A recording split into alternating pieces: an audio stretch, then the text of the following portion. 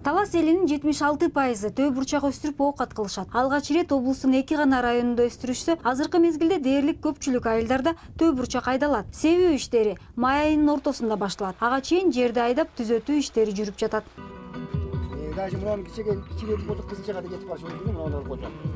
Убагында жерин айдатып септиргенге көпчүлүгүнүн мүмкүнчүлүгү боло бербейт. Башка аймактардагыдай эле Таласта дагы трактор жетишсиз. Бул тууралуу жергиликтүү баба дыйкандар Жогорку Кеңештин депутаты Бакыт Төрөбаев менен болгон жолугушууда айтышты. Кредит алган күндө дагы ошонун 20%-ын төгүш керек да. Миллион болсо 300 миң төгүш керек. А 300 миң табыш үчүн дыйкандарга оор жалаң эле тракторду карап отурбайбы?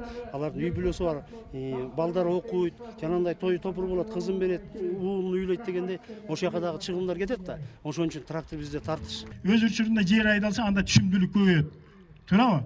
Демек, мына 3 трактор келтирип бардыгыбыздын түшүмүбүзгө, дыйканчылыгыбызга чоң жардам келди да. Өз арбайларын өздөрү тартып, мамлекеттен бир тыйын жардам албаган дыйкандар Айыл чарба министрлигинин ишин сынга алышты. Бул сөздөрдү эл өкүлү жөндүү экенин белгилеп, Айыл чарба министрлигинин ордуна мотордук, трактордук станцияларды ачуу керектигин билдирди. Биз келечекте Кыргыз айыл чарбасы мамлекеттин деңгээлде колдоого алынат.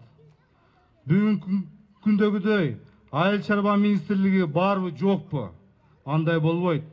Айыл тургундарынын жашоосу жакшы жакка өзгөрөт. Кыргызстанда өстүрүлгөн тоо бурчактын дээрлик 90% Талас облусуна туура келет. Анын баары талаадан алынары замат эл аралык ишканаларга сатылып кетет. Талас эли төө бурчакты иштетүү боюнча